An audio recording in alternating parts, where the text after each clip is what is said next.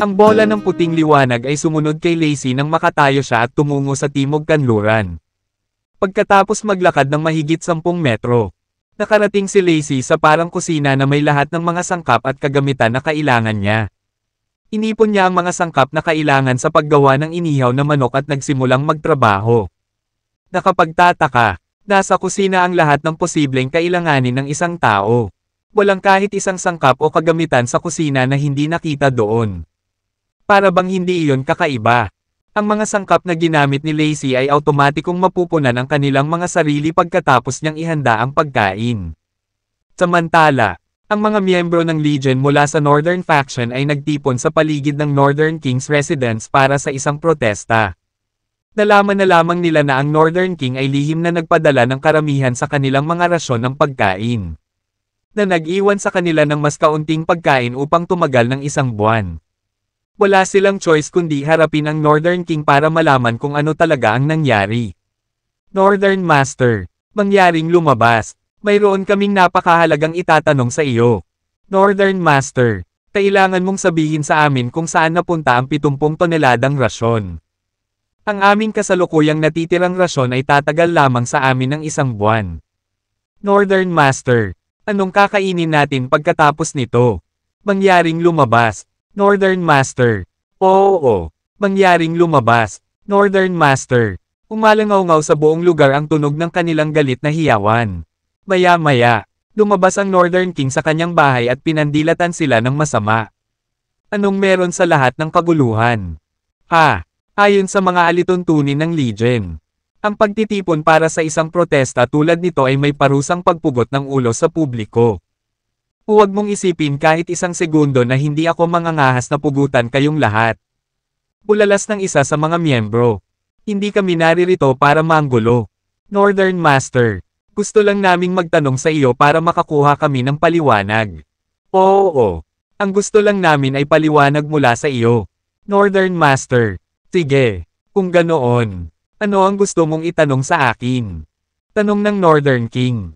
Northern Master, saan mo lihim na inihatid ang mga rasyon? Ang halaga na natitira sa amin ay tatagal lamang sa amin ng 1 buwan ng higit pa. Ano ang gagawin mo sa krisis sa pagkain pagkatapos nito?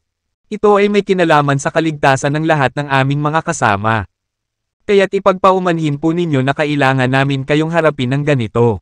Yay! Sa tingin nyo ba, magtataksil ako sa sarili kong mga lalaki?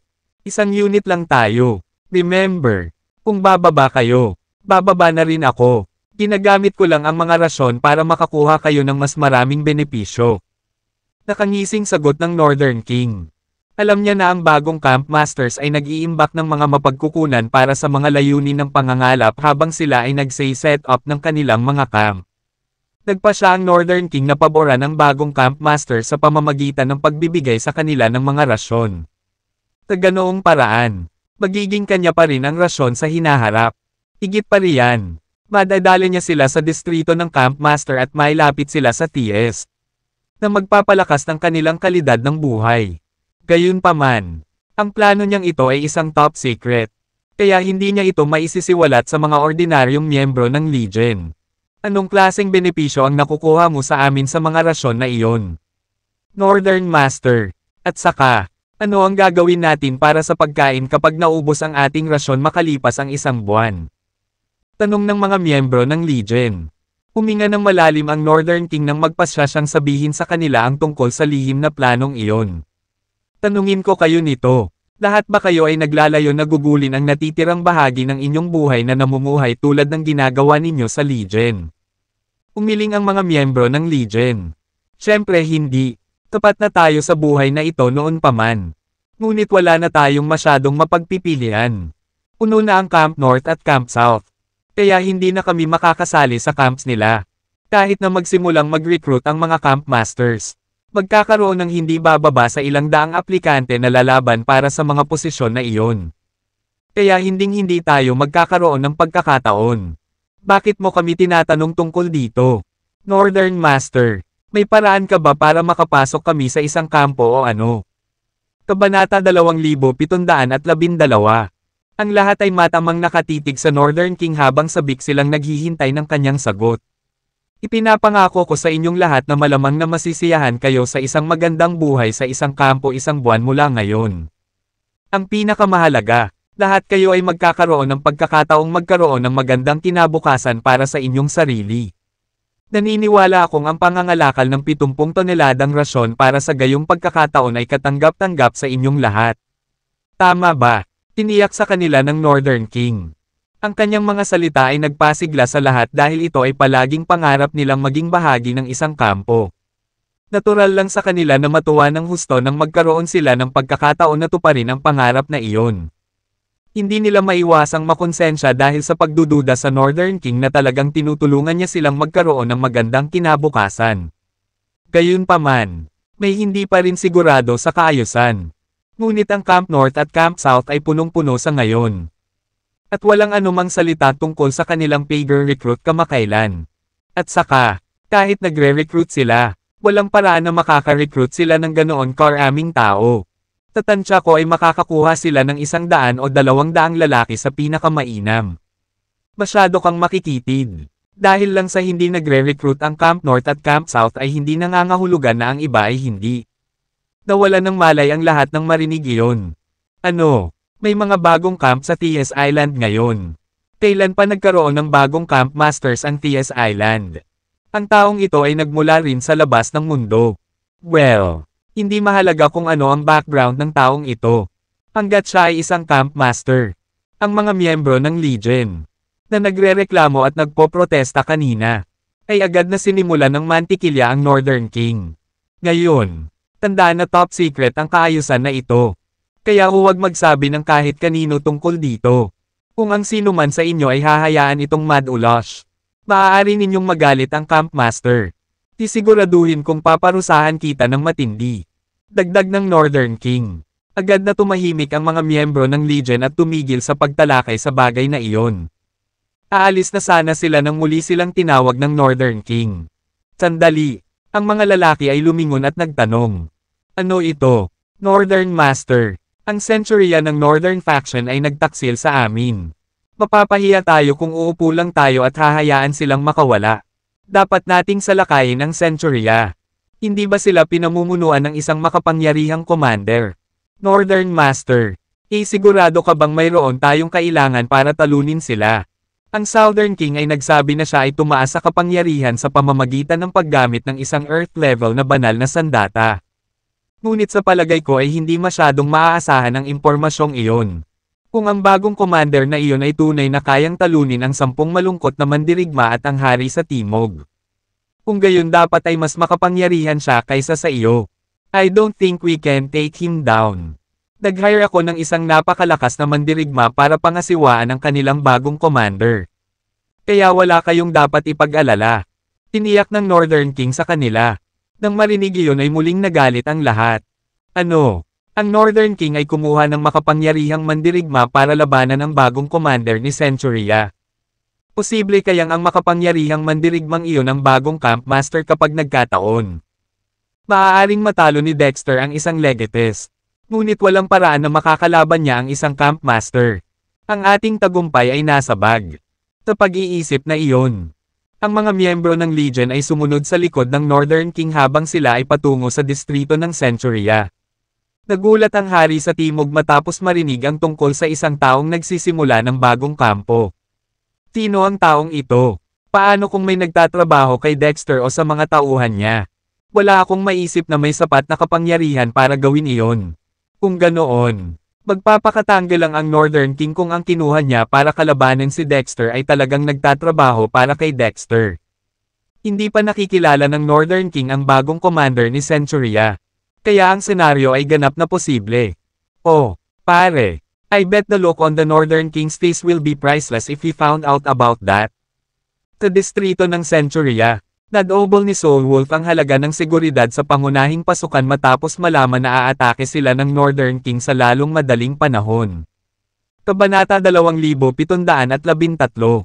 Napansin ng mga gwardya ang papalapit na mga tauhan ni Legion noong 2 kilometro pa ang layo nila at mabilis na nagpaalarma.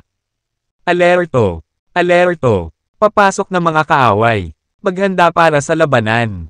Nagulo ang buong base nang ibagsak ng lahat ang kanilang ginagawa at nag-aagawan sa kanilang mga armas. Maya-maya, naka-standby at high alert silang lahat sa kani-kanilang battle station. Bagamat hindi binanggit ng mga gwardya kung sino ang mga paparating na kalaban. Alam ng lahat na malamang na mga tauhan ito ng Legion. Ang mga puwersa ng Legion ay binubuo ng mga lalaki mula sa Northern Faction at Southern Faction. Na mahigit 20 legions, maiisip lamang ng isa kung gaano kalakas ang gayong kombinasyon. Maaaring talunin ng Killer Wolf at ng iba pa ang Southern King at 10 Ruthless Warriors. Ngunit hindi nito ginagarantiyahan ang kanilang tagumpay laban sa mahigit 20 legions na pinagsama. Ang mga mandirigma mula sa Centuria ay maaaring magtapos sa kanilang pinakanakamamatay na labanan. Si Soul Wolf at ang iba pa, na naglilinis ng espiritual na bakal malapit sa imbakan ng Spirit Stone, ay bumangon nang marinig nila ang alarma. Pero na guys, dapat ay ang mga lalaki mula sa Legion. Pero, bigyan natin sila ng mainit na pagtanggap, sabi ni Soul Wolf. Gayunpaman, may ibang ideya si Alfred. Sa tingin ko, dapat nating iwasan ang pagpapakita ng ating sarili. Soul Wolf, mas mabuting magtago tayo sa anino at obserbahan ang sitwasyon. Anong problema? Matanda, hindi ka naman natatakot sa Northern King. Diba? Tinuya siya ni Soul Wolf. Nagalit si Alfred nang marinig niya iyon. Kalokohan. Isa akong ultimate class warrior. Bakit ako matatakot sa isang king class warrior? Kita mo, kinuha namin ang kanilang gantimpala at nangakong tutulungan silang talunin ang Centuria. Iniisip ko na magagalit siya kapag nalaman niyang taga-Centuria talaga kami. Hindi lang tayo babalik sa ating salita pagkatapos matanggap ang bayad, kundi ipapahid din natin ito sa kanilang mga mukha. Ewan ko sayo, pero hindi ko madala ang sarili ko na gumawa ng ganoon kakulit na kalokohan sa isang tao. Pinag-isipan ito ni Soul Wolf at tumango bilang tugon. May point ka. Ano sa palagay ninyo tungkol dito? Tumango rin si Killer Wolf at ang iba pa. Oo, makinig tayo kay Alfred at kalimutan na natin ito. Tunay na immoral ang ating ginagawa. Kaya dapat nating pag-isipan ang isang ito.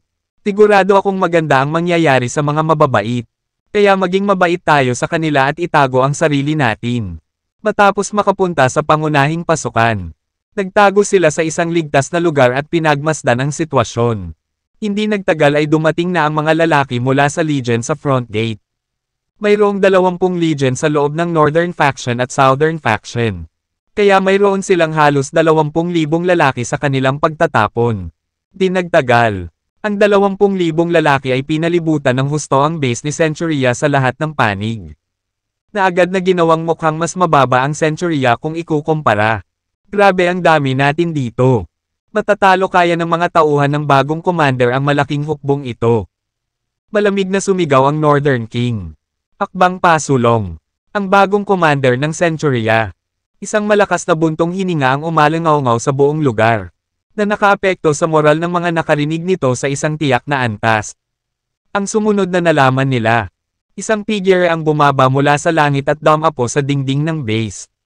Si Dexter ay may napakalakas at dominanteng presensya kaya naramdaman ng mga lalaki mula sa Legion ang pagnanasang lumuhad sa harap niya. Napabuntong hininga rin ang Northern King sa sobrang takot nang makita niya ang napakalaking aura na nagmumula sa katawan ni Dexter. Ang lalaking ito ay talagang isang malakas na kaaway. Tamang-tama kung bakit natalo ang Southern King sa kanya. Iniskan ni Dexter ang mga lalaki mula sa Legion bago itinoon ang tingin sa Northern King. So, ikaw ang Northern King, ang commander ng Legion. Tama iyan. Magaling. Hinahanap na sana kita kahit hindi ka dumating.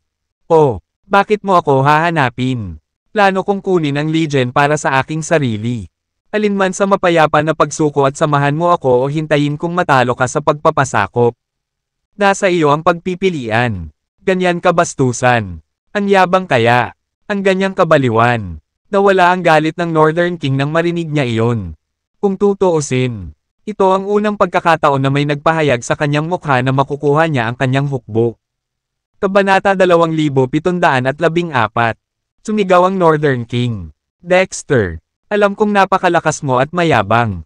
Gayunpaman, dapat mong mapagtanto kung sino ang iyong kausap bago gawin iyon. Hindi ka karapat-dapat na kumilos ng mayabang sa harap ko. Sumagot si Dexter. Kung ganoon, ipinapalagay ko na pinili mo akong talunin ka hanggang sa sumuko ka. Tumahimik ka. Pinipili kong alisin ka. Medyo nakaramdam ng dismaya si Dexter. Bakit hindi umaangat si Soul Wolf at ang iba pa? Ito ang kanilang tungkulin sa simula. Hindi ako interesadong i-entertain ang isang tulad niya. Dexter uttered. Kaya mo yan kung may kakayahan ka. Hayaan mo akong maging kalaban mo. At susuriin ko ang iyong lakas. Dahil doon, tumalon ang Northern King patungo kay Dexter. Pinulot ni Dexter ang kanyang mga labi sa isang nakakatakot na ngiti. Hindi man lang siya nag-abalang gumanti. Sa halip, bigla niyang binalot ng energy barrier ang kanyang katawan. Matapos lapitan si Dexter, ang Northern King ay nagpakawala ng mabangis na alon ng enerhiya sa ulo ni Dexter. Si Dexter ay nakatayong hindi gumagalaw sa kanyang kinatatayuan. Walang hilig na umatake o umiwas. Pinagpawisan ang lahat sa kapalit ni Dexter. Anong balak niyang gawin? Pagod na ba siya sa buhay? Ang enerhiya ng Northern King ay maaaring walang kahirap-hirap na durugan ang mga bato. Hindi banggitin ang katawan ng tao. Gaano man kalakas si Dexter, masasaktan siya ng husto kahit na makaligtas siya sa banggaan sa enerhiya ng Northern King. Bago pa makapag-isip ang lahat, ang enerhiya ng Northern King ay tumama sa katawan ni Dexter. Boom! Isang nakakabinging kalabog ang umalangaw habang ang enerhiya ng Northern King ay sumabog. Sa kabilang banda, si Dexter ay nanatiling hindi nasaktan. Nakatayo ng mahinahon sa parehong lugar. Kahit isang matinding pagsabog ay hindi siya makagalaw kahit isang pulgada. Sabay-sabay na nanlaki ang mga mata ng mga tao. What the hell? Si Dexter ay walang sugat kahit na ang Northern King's energy ay sumabog sa kanya. Bato ba ang katawan niya? Hindi yan tama. Ang kanyang katawan ay dapat na nawasak kahit na ito ay gawa sa bato. Ang malaking bato sa tabi niya ay malinaw na nadurog sa pinong pulbos kasunod ng pagputok ng enerhiya. Hindi ito kapani-paniwala. Sa katunayan, ang enerhiya ng Northern King ay hindi napunta sa katawan ni Dexter. Sa halip, sumabog ang enerhiya sa energy barrier na bumabalot sa kanyang balat. Gayunpaman, ang energy barrier ay 1 milimetro lamang ang kapal at halos hindi napapansin. Kaya inisip ng lahat na sumabog ang enerhiya sa kanya. Kahit na ang mga elite tulad ng Soul Wolf ay nabigo na makita ang hadlang. Lalo na ang mga ordinaryong miyembro. Ang isang King Class Warrior ay hindi kailanman maaaring mangarap na tumago sa energy barrier na nilikha ng isang Celestial Class Warrior. Isang bakas ng takot ang bumungad sa mga mata ng Northern King. Gayunpaman, mabilis niyang naalala ang sarili. Mabuti naman. Dexter, may kaya ka talaga. Tatanggapin kita bilang aking karibal. Maaari mong tiisin ang aking pag-atake sa enerhiya. Ngunit maaari mo bang pangasiwaan ang isang pag-atake ng koponan ng higit sa 30 legateos? Pasulong. Lahat ng mga legates, mahigit 20 legates ang nagmarcha palabas ng Legion. Kasama ang Southern King. Lahat sila ay mga mandirigma ng King Class. Muling sumigaw ang Northern King. Nasaan ang Northern Faction Suicide Squad? Nandito na tayo. 12 ng mga mandirigma ang lumuhad at sumigaw. Akbang pasulong. 12 ng miyembro ng Suicide Squad ang nagpakawala ng kanilang nakakatakot na aura habang sila ay humakbang pasulong. Mula sa tindi ng kanilang mga aura, masasabi ng isang tao na ang buong squad ay umabot sa parehong antas ng legates.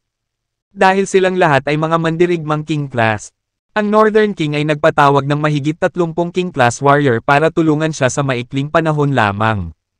Inakala ng karamihan na ang hanay ng labanan ay makakatakot kahit isang Camp Master. Nag-isip sila kung makakalaban ba ni Dexter ang alon ng marahas at walang patawad na pag-atake. Ang hilagang hari ay umungal. Pakinggan ang aking mga utos. Lahat ng mga legates, ipunin mo ang lahat ng iyong kapangyarihan para patayin si Dexter. Tingilin. Mahigit sa 30 legateos ang sabay-sabay na nagpakawala ng kanilang lakas para salakayin si Dexter pagkatapos mailabas ang utos. Inihagis nila ang kanilang pinakamakapangyarihang enerhiya. Itinuon ang mga puwersa sa isang nakasisilaw. Parang araw na bola, at inilunsad ito sa direksyon ni Dexter. Sa pagtataka ng lahat, si Dexter ay patuloy na nakatayo sa kanyang pwesto kahit na humaharap sa nakakatakot na pag-atake. Kabanata 2715. Hindi siya nanlaban o umiwas sa paparating na pag-atake. Lalo lang tumindi ang masamang tingin sa kanyang mga mata. Ang malawak na agwat sa mga kakayahan sa pagitan ng Celestial at King Class Warriors ay hindi masusuklian ng mga numero lamang. Kahit na ang 300 King Class Warrior ay hindi kakampi ni Dexter. Higit pa sa 30. Pagkatapos ng lahat, ang dalawa ay nagkakaiba sa pamamagitan ng dalawang antas ng paglilinang. Ang isang antas ay isa ng makabuluhang pagkakaiba. Hindi banggitin si Dexter ay dalawang klase sa itaas ng Northern King. Naisip ni Dexter, ang isang sanggol ay hindi kailanman mananalo laban sa isang boksingero. Sa tingin ba niya ay kayang talunin ng 300 sanggol ang isang boksingero? Anong biro? Sa ilalim ng mapupungay na tingin ng mga tao. 30 Legityos ang naglabas ng kanilang lakas kay Dexter. Boom! Isang mas malakas na pagsabog ang sumabog. Sa sandaling iyon, maraming bitek ang lumitaw sa langit at lupa. Ang magulong kaguluhan sa kalawakan ay dumaan sa buong lugar. Hindi mabilang na mga bato ang nagkawatak-watik at nagkalat kung saan-saan. Kasunod ng paggalaw ng buhawi. Ang lahat ay nakaranas ng ingay sa tainga dahil halos mabingi sila ng booms. Ang hilagang hari ay tuwang-tuwa sa kasiyahan. Walang paraan na makakaligtas ka dito kahit gaano kakalakas. Dexter, mariin niyang tinitigan ang kinatatayuan ni Dexter kanina. Sa sandaling iyon, hindi niya makita ng malinaw ang lugar sa unahan niya habang ang mga alabok na ulap ay nananatili sa hangin. Gayunpaman, napansin ng mga tao ang isang bitek na humigit kumulang 5 o 6 na metro ang lalim sa malapit sa Dexter. Ang lakas ng banggaan ay kasing lakas ng pagbagsak ng meteor. Walang paraan ang isang tao ay makatiis sa napakalaking epekto. Sa wakas, ang mga ulap ng alikabok sa wakas ay tumira. Ang bawat isa ay yumuko sa kanilang mga leeg sa pag-asa. At sila ay sinalubong ng isang lubos na kahanga-hangang tanawin. Nanatiling nakaugat si Dexter sa kanyang kinatatayuan. Walang kahit katiting na alikabok sa kanya. Maayos ang damit niya. At makinis ang itim niyang buhok. Hindi man lang siya gaanong naapektuhan sa pagsabog. Maging ang lupa sa ilalim ng kanyang mga paa ay buo. At ang mga damong tumutubo sa bahagi ng lupa ay hindi nasaktan. Diyos ko, sabihin mo sa akin na hindi ito totoo. Napakatawa nito. Ano ba ang nangyayari? Tao pa rin ba siya? Tumayo siya roon at pinahintulutan ang 30 legates na makipagtulungan sa kanya nang hindi man lang gumaganti. Ito ay kabalbalan. Sino ang makakapagsabi sa akin kung anong klase siya ng isang mandirigma? Ang mga camp masters ba ng Camp North at Camp South sa T.S. Island ay kasing kilabot niya. Samantala, tumawa ng malakas ang mga taga-kampo ni Dexter. Ha? Hindi ba kayo nahihiyang tawagin ang sarili ninyong mga legates? Hindi ka man lang magtagumpay sa isang centurion. Iminumungkahi kong Irish Shuffle kayong lahat sa pinaka-outer perimeter bilang dekani. Nako, ang aming commander ay tumahimik at pinahintulutan kayong lahat na patayin siya. Gayunpaman, hindi ninyo nagawang gumawa ng kahit katiting na pinsala sa kanya. Hindi ka ba nahihiya? Hindi lamang sila nabigo na saktan ang aming commander. Ngunit ang backlash ay nasugatan din ng ilang mga legityos. Haha, kung ako sila, sisubog ang ulo ko at tatapusin ko ang sarili kong buhay dahil sa kahihiyan. Nagdilim ang mukha ng Northern King. Ang sakit sa puso at pagkatalo ang bumalot sa kanya sa sandaling iyon. Nais niyang bamuka ang lupa at lamunin siya ng buo. Alam niyang malakas si Dexter. Pero hindi niya inaasahan na ganoon pala siya kalakas. Naisip ng Northern King na ang pinagsamang pagsisikap ng mahigit 30 legityos ay maaaring magdulot ng kaunting pinsala kay Dexter at magmukhang kaawa-awa. Hindi inaasahan ng Northern King na magiging ganap na walang saysay ang kanilang mga pag-atake. Sino ba si Dexter? Napuno ng takot ang mga mata ng mga miyembro ng Legion habang nakatingin sila kay Dexter. Ang ilan sa kanila ay sumuray-suray pa atras ng hindi mapigilan. Walang pag-aalinlangan ang Northern King na ang kanyang tropa ay babagsak at tataka sa takot kung si Dexter ay humakbang pasulong. Hindi ko maamin ang pagkatalo ng ganoon lang. Hindi pa ako talo. May trump card pa ako. Huminga ng malalim ang Northern King at pinunasan ang pawis sa kanyang mukha. Noon lang niya napansin na puno ng dugo ang mukha niya. Itinulak niya ang kanyang katawan sa limitasyon nito nang ibigay niya ang kanyang buong lakas kanina.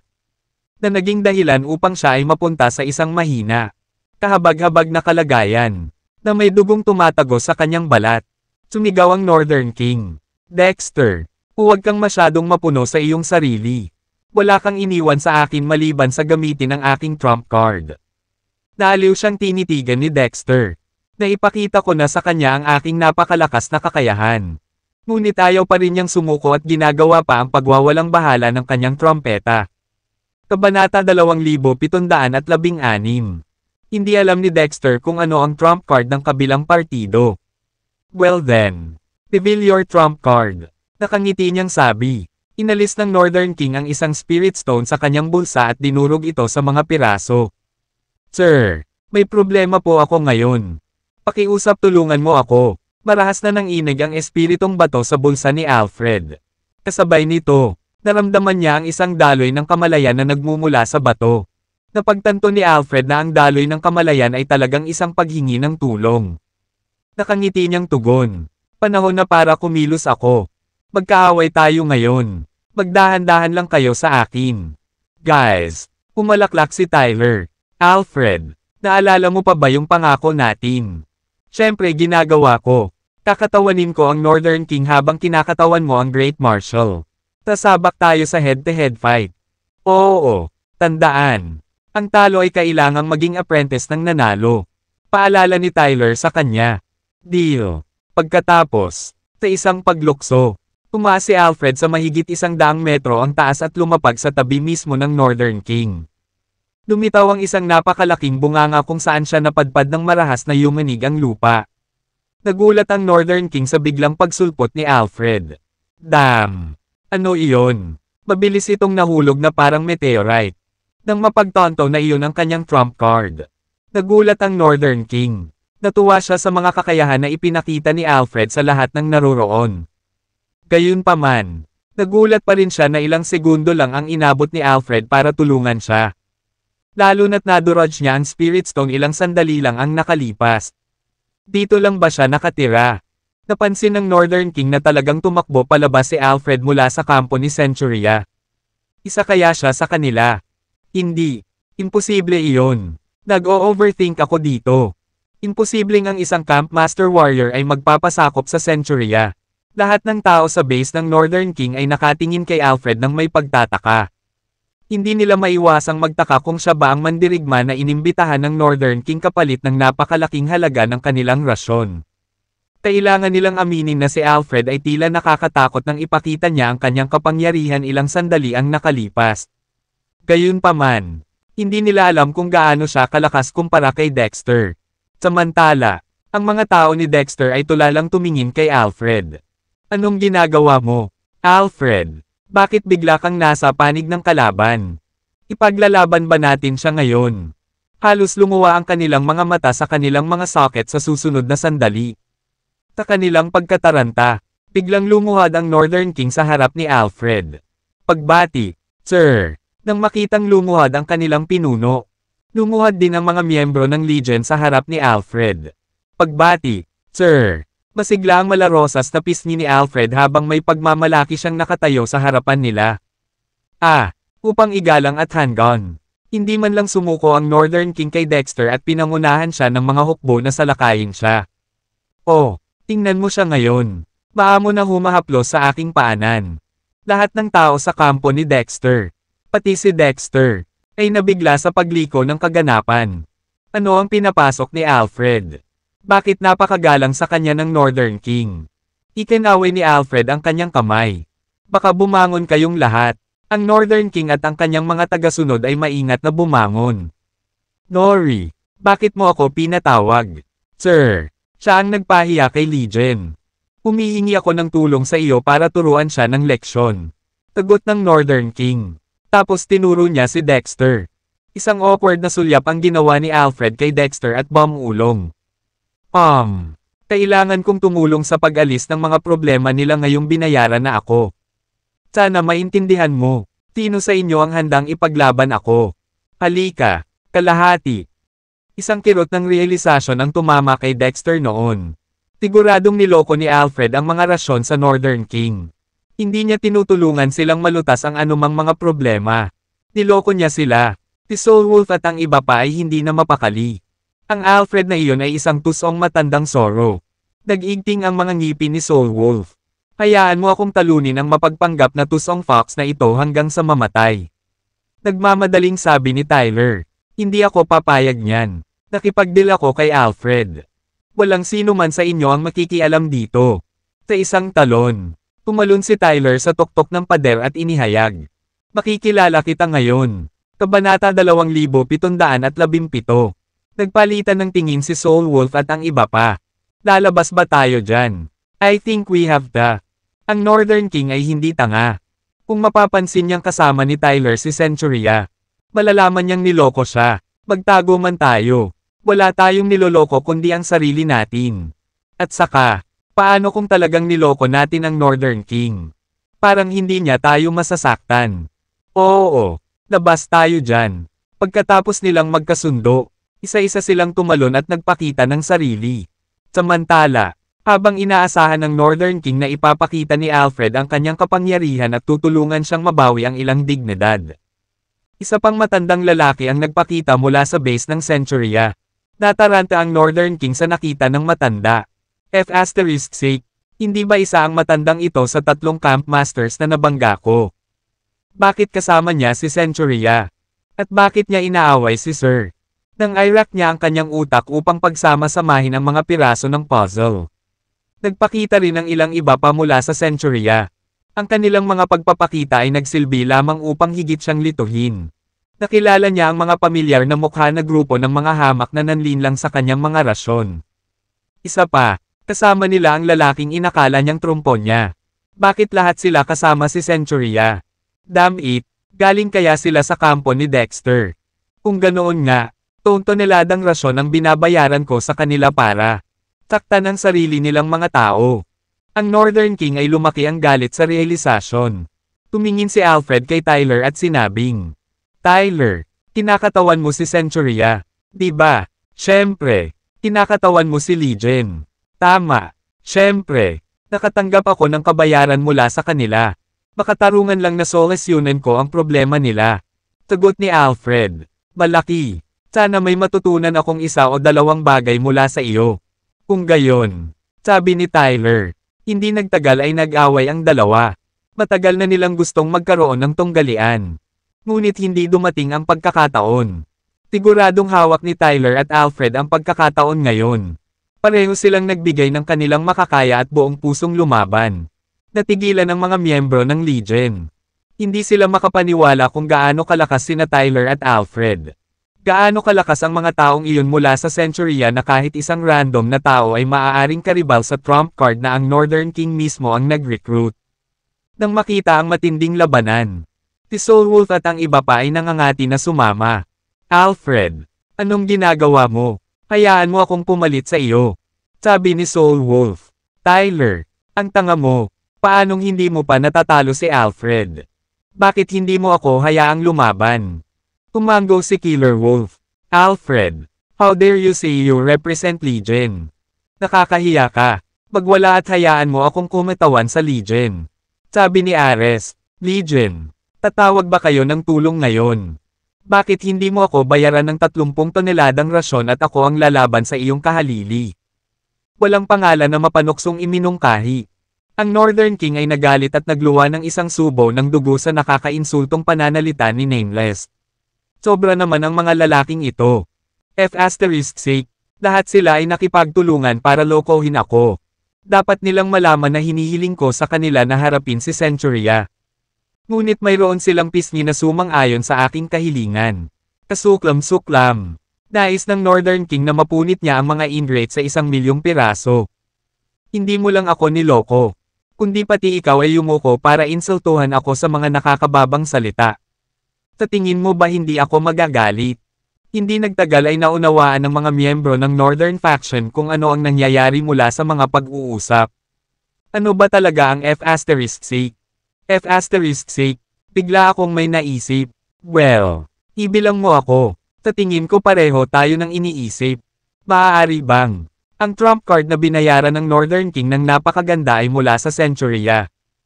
Ha, mas confident ka sa hula mo. Ang matandang lalaki na pinagkalooban ng aming rasyon ng Northern King. Ay, walang duda. Mula sa Centuria, tinira tayong lahat ng Northern King. Para siyang tanga. Yan ang rasyon natin. Mamamatay na tayo sa gutom. Sumigaw ang Northern King kay Alfred. Niloko na ako ng 3. Ang lakas ng loob mo. Tinungaling ka. Kabanata 2718. Itinaas ni Alfred ang kanyang braso sa Northern King. Isang sabog ng enerhiya ang nagpalipad sa Northern King sa himpapawid. Pagkatapos ay humampes pabalik sa lupa. Tumalsik ang dugo sa bibig niya sa impact. Ti Alfred Gossett. F***CQ. Tinong tinatawag mong sinungaling? Nagsinungaling ba ako sa'yo? Hindi ba ako nakikipaglaban para sa Legion ngayon? Sumigaw ang Northern King. Bakit hindi mo sinabi sa akin na kasama mo si Dexter? Ginugulo mo lang ako. Hindi mo rin naman kami tinanong. Bakit namin sasabihin sa iyo? Tsaka hindi namin alam na kaaway mo si Mr. Cruz. Kinakansela ko ang iyong trabaho. Ibalik ang rasyon ngayon. Dumura si Alfred. Too late. Lumaban na ako sa ngalan mo. Gusto mong bumalik sa deal. Hindi ka tumatawag dito. Nang mapansin ang papasok na pagsalakay ni Tyler. Inihampas ni Alfred ang braso sa kanya. Tyler, kunin mo ito. Ang katotohanan ng sitwasyon ay lumubog. At napuno ng kawalan ng pag-asa ang Northern King. Alam niyang isang kawalan ang kailangan niyang tiisin. Siya ay nagsilbi sa Legion sa kaaway sa isang pilak na pinggan. Mas masahol pa siya kaysa sa Southern King. Kahit na ang Southern King ay isang pauunan at sumuko kay Dexter. Hindi niya kinaladkad ang kanyang Legion sa pintuan ng kanilang kamatayan. Kahit papaano, siya, ang Northern King, ay naging isang makasalanan. Ang labanan sa pagitan ni Alfred at Tyler ay naging mas matindi sa isang minuto. Ngunit alam ng lahat na ang dalawa ay sparring lamang. Ang Northern King ay nakipagkalakalan ng mahigit 70 toneladang rasyon para sa isang spar sa pagitan ni Alfred at Tyler. Wala nang hihigit pa sa kahihiyan. Napailing si Dexter at natawa sa matinding labanan ni Alfred at Tyler. Bamulong siya ng salitang, bata, sa ilalim ng kanyang hininga. Pagkatapos ay tumalikod at umalis. Sa sandaling iyon, 11 lalaki ang lumabas mula sa kampo ng Centuria patungo sa kanya. Ang 11 ito ay hindi mga nobody. Tila ang pinakamagaling na subordinate ng Southern King ang 10 Ruthless Warriors at Johnny. Pagkatapos ng digmaan, ang 10 Ruthless Warriors at Johnny ay nagtamo ng matinding pinsala na naging dahilan ng kanilang kahinaan at hindi sila makatakas. Habang pinagmamasdan nila ang pag-iwan sa kanila ng Haring Timog. Ang pagkabigo ay bumalot sa kanila. At nagpasya silang sumama sa kampo ni Dexter. Timula nang pumasok sila sa kampo ni Dexter. Wala na silang naiambag. Kaya laging badmouth ang iba at hindi sila kasama. Papalapit kay Dexter. Mahina silang nagtanong, Mr. Cruz, ano ang plano mo sa pakikitungo sa mga taong ito? Baka makatulong tayo. Sagot ni Dexter. Bibigyan ko sila ng choice kung susuko. Kung hindi, kamatayan ang naghihintay sa kanila. Nakuha ko, sabi ni Johnny. Lumapit si Johnny sa entablado at sumigaw. Tahimik kayong lahat. Listen to me. Nagsisimula palang magsalita si Johnny ng isang sigaw mula sa Legion ang hamarang sa kanya. Handa akong sumali sa kampo ni Mr. Cruz. Sana pagbigyan ni Mr. Cruz ang hiling ko. Ang sumigaw ay ang Southern King. Napagtanto ng Southern King na ang bagong camp master na tinutukoy ng Northern King ay si Dexter. Naisip niyang magkakaroon sila ng magandang buhay kung sasali sila sa kampo ni Dexter. Ang posibilidad ay mas mahusay kaysa sa pananatili sa Legion. Kung saan sila ay mamamatay sa gutom makalipas ang isang buwan.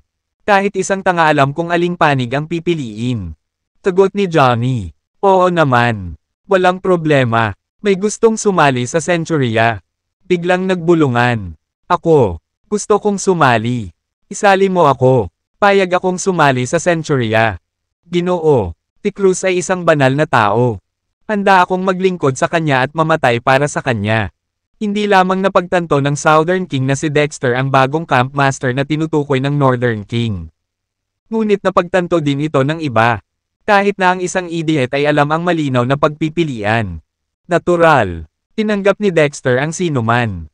Kailangan niyang humingi ng tulong sa Legion sa paggawa ng mga banal na sandata upang masira nila ang dimensyon. Sa isang kisap mata, 2/3 ng mga miyembro ng Legion ang sumuko. Napabuntong hininga ang Northern King. Wala nang magagawa tungkol dito ngayon. Kamatayan lang ang naghihintay sa akin kung hindi ako susuko kay Dexter. Wala siyang balak mamatay sa sandaling iyon. Bukod dito, walang anumang kontra sa pagsusumit kay Dexter. Si Dexter ang magiging bagong campmaster. Kaya dadalhin sila sa distrito ng campmaster kapag sumuko sila. Kabanata 2719. Ang Northern King ay nagpakawala ng isang malakas na dagandong. Ako, ang Northern King, ay kusang loob na nagpapasakop kay G. Cruz. Handa akong sundin ang utos niya at mamatay para sa kanya. Sa pamamagitan ng sigaw mula sa Northern King. Ang Legion ay ganap na naalis mula sa mahabang kasaysayan ng T.S. Island. Sa sandaling sumuko ang Northern King. Walang kabuluhan para sa natitirang mga miyembro ng Legion na manindigan. Lumuhad sila at yumuko kay Dexter. Ito ay isang win-win situation sa magkabilang panig. Tinabi ni Dexter kina Draco at Golden Cicada. Pumili ng isang taong mahusay sa pagpino ng espiritual na bakal mula sa Legion at ipagpatuloy mo iyan. Nilingan niya si Phoenix. Gawin ang pag-aayos at kunin ang iba na mangolekta ng Spirit Stones. Naiintindihan. Unang ibinaling ni Draco at Golden Cicada ang kanilang tingin sa Haring Timog at Haring Hilaga. Ang dalawang legates ay mahusay sa pagdadalisay ng espiritual na bakal at may kaalaman sa paggawa ng mga banal na sandata. Tinigawan ni Draco ang hari sa Timog. Yung malaking Lamax doon. Halika rito. May task ako sayo. Ang galit ay sumiklab sa Southern King. May death wish ang lalaking ito. Isang mababang ranggo na centurion ang nang-ahas na tawagin akong isang malaking Lamax. Paano ako magtitiis dito? Kailan pa nagiging mayabang ang isang centurion? Talawak ng paglalakad sa buong mga legates. Lumuhad sana si Draco at tatawagin ako ng magalang noong nakaraan. Dinilaan niya sana ang boto ko nang hindi ko siya tinatanong. Dikas na bumangon ang takot sa loob ni Draco nang harapin niya ang galit ng Southern King. Ngunit hindi niya ito ipinakita sa kanyang mukha. Anong problema, Big Lamax? Tinatanggihan mo bang sundin ang utos ko? Narinig mo siya, si Mr. Cruz ang nag-utos sa akin na italaga ang iyong gawain. Ang pagsuwi sa aking mga utos ay nangangahulugan na sinasalungat mo si Mr. Cruz. Sa tingin mo ba hindi ako maglalakas loob na ipaalam kay Mr. Cruz ang iyong pagtutol? Huwag mo nang isipin na manatili sa kampo na ito kung gagawin ko. Ang ulo ng Southern King ay yumuyuko sa bawat oras na pinalaki ni Draco si Dexter. Wala siyang choice kundi yumuko at sumunod sa utos simula nang sumuko siya. Sa wakas, itinikom niya ang kanyang panga. Nilunok ang kanyang pagmamataas, at pinigilan ang kanyang galit. Didinggin ko ang utos mo. Ano ang kailangan mong gawin ko? Ngayon, nag-uusap tayo, sabi ni Draco. Habang pinapanood ang eksena, napuno ng saya ang Golden Cicada. Isang planong ay bully ang Northern King ang sumagi sa kanyang isipan. Ang Northern King ay nagtulak sa kanya ng husto sa nakaraan at halos sakupin ang kanyang asawa. Hindi niya akalain na balang araw ay magkakaroon siya ng pagkakataong makapaghiganti. Binigyan siya ni Dexter ng pagkakataon na matupad ang kanyang hiling. Nakataas ang ulo. Tumingin siya sa Northern King. Halika dito, Nori. Sumiklab ang galit sa loob ng Northern King. Paanong hindi siya kapag ang isang pasty niya ay umaaligid sa kanya? Gayunpaman, wala siyang magawa sa kanyang sitwasyon. Ibinaon ang kanyang galit. Kinaladkad niya ang kanyang mga paa patungo sa Golden Cicada. Golden Cicada, Master, ano ang order mo? Medyo masakit ang paa ko. Ay massage mo, ang F***King na ito. Kaagad, pinakawala ng Northern King ang kanyang enerhiya at pinagsalo ang kanyang mga kamay sa mga kamao. Ilang segundo lang ang layo niya mula sa paghampas ng kanyang kamao sa mukha ni Golden Cicada. Sobra na ito. I can tamp down my anger at him running his mouth. But now he's asking me to massage his F***ing leg. Isa itong kahihiyan. Naputol ang pasensya ng Northern King. Nakatitig sa Golden Cicada. Nagbabala siya. Golden Cicada, hindi mo ba naisip na lumalagpas ka sa linya? Walang imek na sumagot si Golden Cicada. Anong biro? Alam mo talagang may linya. Nakalimutan mo na ba kung gaano mo ako itinulak noon? Nagtagumpay ang kapangyarihan sa lahat ng bagay dito sa T.S. Island. Mas malakas ako sa'yo kaya alipin kita. Iyon ang tuntunin ng T.S. Island. Huwag mo akong sisihin dyan. Tumigil ka na sa pagbubuga ng kalokohan. Inutusan kitang imasahe ang binti ko. Gagawin mo ba ang utos ko? Mangarap pa. Sige. Naghuhukay ka ng sarili mong libingan. Huwag mo akong sisihin. Nilingan niya si Dexter at nagpaalam. Mr. Cruz. Ang Northern King ay tumutol sa aking mga utos.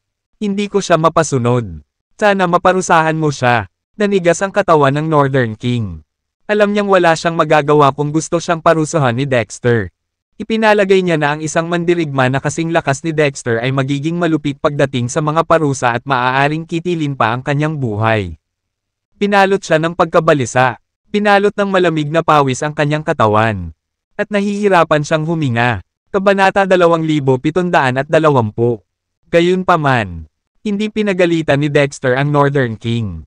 Matapos marinig ang kanilang usapan, nalaman niyang si Golden Cicada pala ang namumulot ng buto. Patas na sagot ni Dexter. Ang pinakamalakas na panuntunan sa TS Island. Susundin natin ang mga salita ng mas malakas. Natuwa ang Northern King na marinig iyon. Gusto niyang marinig na ang lakas ay ang lahat. Bilang commander ng Legion ng Northern Faction. Makapangyarihan siya. At sigurado siyang pangalawa lang siya kay Dexter sa mga tuntunin ng lakas. Hindi. Teka. Pangalawa kina Dexter at Alfred. Teka. Hindi. Dapat ay hindi ako makapangyarihan kaysa kay Dexter. Alfred. At sa kanilang grupo ng mga tao. Nawala ang pananabik ng Northern King. Ang pinakamalakas na panuntunan. Ngunit malayo ako sa pinakamalakas kapag nandyan sila. Gayunpaman. Takabutihang palad. Mas makapangyarihan ako kaysa sa Golden Cicada. Titig na titig kay Golden Cicada. Sabi niya, Golden Cicada, duel tayo. Kung matatalo mo ako, susundin ko ang iyong mga salita. Nina si Golden Cicada. Naisip niya na, bilang pinakamay karanasan na tao doon. Maaari niyang makuha ang Northern King na magtrabaho sa ilalim niya. Gayunpaman, ang pinakamalakas na mga patakaran ni Dexter ay hindi nakatulong sa kanya. Kalimutan ito. Kalimutan ito. Siguro kapalaran ko na ang magpakailanman sa utos ng Northern King. Nang malapit na siyang magpasakop sa Northern King. Biglang sinabi ni Dexter, hayaan mo akong magdagdag ng isa pang tuntunin dito. Ang bawat isa sa aking kampo ay pinapayagan na hamanin ang isang tao sa kanilang sariling antas o isang taong mas mataas kaysa sa kanilang sariling antas. Ang mga nasa mas mataas na antas ay hindi pinapayagan na hamanin ang isang taong nasa mas mababang antas. Kung papayagan ni Dexter ang mga nasa matataas na antas na lumaban sa mga nasa mababang antas, ang mga mahihinang mandirigma sa kanyang kampo ay papatayin lahat ng wala sa oras. Sa kabilang banda, ang pagpapahintulot sa mga nasa parehong antas na hamanin ang isa't isa at ang pagpayag sa mga nasa mas mababang antas na hamanin ang isang taong nasa mas mataas na antas ay maghihikayat sa mga tao na sanayin ang kanilang sarili na maging mas malakas. Dahil doon, pinandilatan ng Northern King ang Golden Cicada at nanunuya sa loob. Isaalang-alang ang iyong sarili na maswerte. Kung hindi, tinatay na kita. Ang ilan ay natuwa sa tagumpay ni Dexter sa pagsasama-sama ng lahat ng Legions. At ang ilan ay nag-aalala. Ang mga natuwa ay natural ang mga nasa party ni Dexter. Ang nag-aalala ay walang iba kundi ang Camp Masters ng Camp North at Camp South. Ang Legion ay ang Camp North at ang pangunahing pinagmumulan ng mga Spirit Stone at espiritual na bakal ng Camp South. Ngayong nakuha na sila ng ibang tao. Natural na wala na silang pinagmumulan ng mga Spirit Stone at mga espiritual na bakal. Hindi nakakagulat na nakakaramdam sila ng pagkabalisa. Sa gitna ng TS Island ay isang napakalaking kampo na kasing laki ng isang palasyo. Ito ay kung saan matatagpuan ang Camp South. Sa pandayan, ang Camp South Master ay nagpapanday ng mga banal na sandata kasama ang kanyang 3 tao na koponan. Ang Camp South Master ay hindi makakagawa ng isang mataas na uri ng banal na sandata sa pamamagitan ng kanyang sarili. Lalo na kung ito ay isang Earth level na banal na sandata. Kailangan niya ng team para tumulong. Nang sila ay nasa pinakamahalagang punto ng forging, may sumigaw mula sa itaas ng Camp South. Timog, lumabas ka rito para salubungin ang iyong mga bisita. Dumating na ako. Sa susunod na segundo, isang tunog ng pagsabog ang umalangaw-ngaw sa hangin. Walang alinlangan. Ang Camp North Master ang pumutok sa pintuan ng Camp South. Nagsalubong ang kilay ng Camp South Master. Damn it! Narito ang Camp Master ng Camp North para guluhin muli ang mga bagay-bagay. Ang Camp North Master ay kasing lakas ng Camp South Master. Kung ang Camp North Master ay magdudulot ng kaguluhan sa Camp South, ang Camp South ay magkakaroon ng masamang araw. Walang pagpipilian ang Camp South Master kundi isantibi ang kanyang paggawa ng forging at lumabas ng pandayan para tumungo sa conference room. Sa silid, ang Camp North Master ay nakaupo sa kanyang upuan na ang isang paa ay nasa mesa at ang kabilang binti ay kinukuha ang mga alay sa mesa habang siya ay nagtutulak ng pagkain sa kanyang bibig na para bang hindi siya kumakain ng maraming taon. Hindi siya kumikilos na parang Camp Master. Kahit na naramdaman ng Camp South Master na nalampasan niya ang linya. Sa halip na makipagkamay sa Camp North Master, ang sabi lang niya, yan ang mga alay ko para sa mga ninuno ko. Pero sinira mo silang lahat.